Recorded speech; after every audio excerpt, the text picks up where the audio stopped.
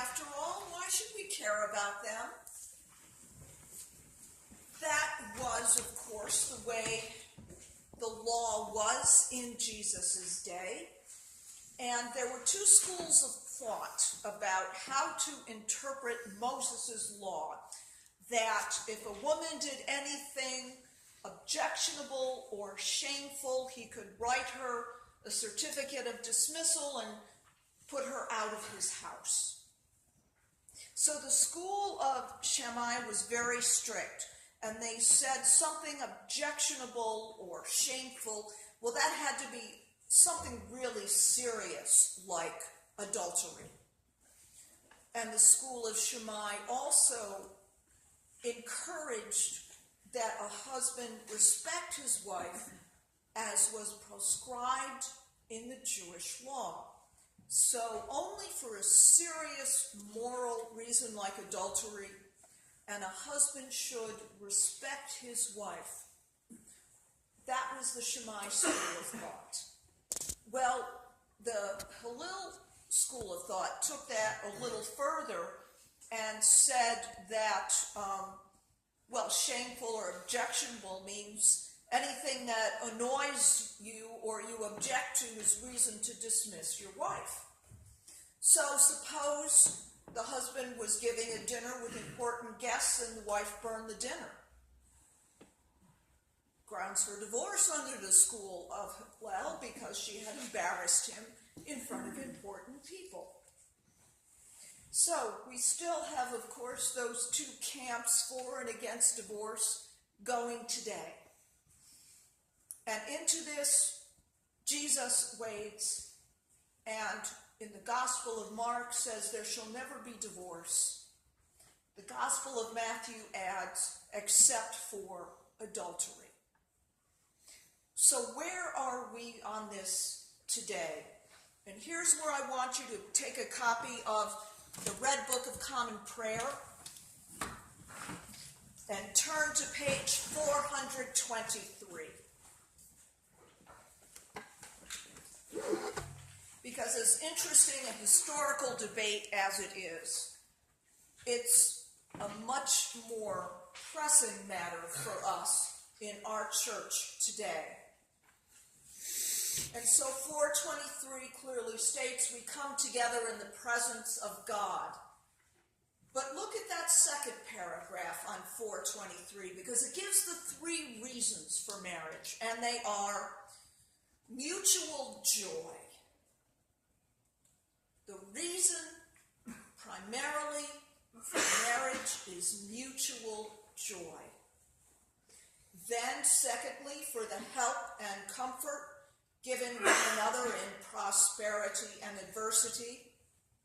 And then third, and of course this used to be number one, but it's now number three, when it is God's will for the procreation of children and their nurture in the knowledge and love of the Lord. Mutual joy, help and comfort, procreation and nurture of children.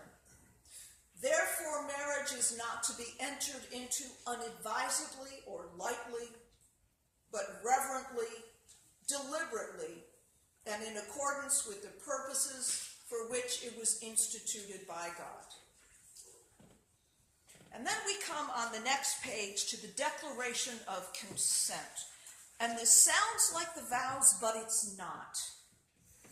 This page is meant to show clearly that the man and the man, or the man and the woman, or the woman and the woman have come together in the presence of God of their own free will, that there is no reason why they shouldn't be married, nobody's being coerced, this is not a shotgun wedding, they're here of their own free will. And so I ask the question, can anyone show just cause why they may not lawfully be married?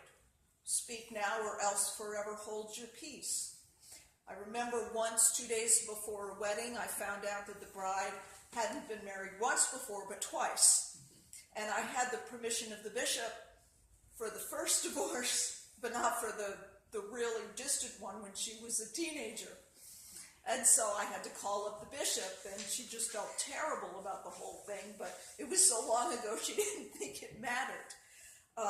So while there wasn't a lawful impediment on the civil side, there was a lawful impediment on the church side, because I need the bishop's permission if somebody's been divorced to celebrate at their marriage.